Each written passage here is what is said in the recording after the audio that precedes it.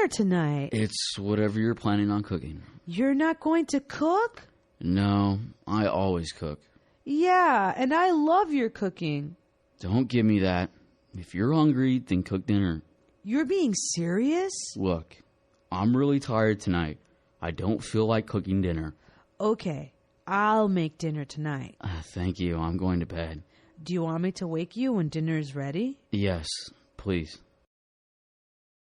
What are we going to eat for dinner? Whatever meal that you plan on making. I thought you were making dinner tonight. I do all the cooking. Your food tastes so much better than mine. Save it. If you want something to eat, then make it yourself. You really want me to cook tonight? I had a long day today.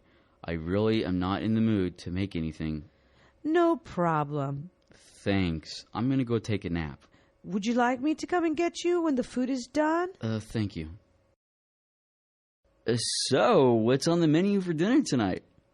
You tell me. You're not going to make anything to eat? You never cook.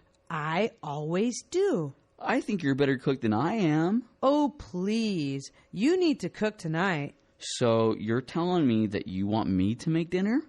It was a hard day. Can you just do this for me tonight? I'll cook dinner. Don't worry.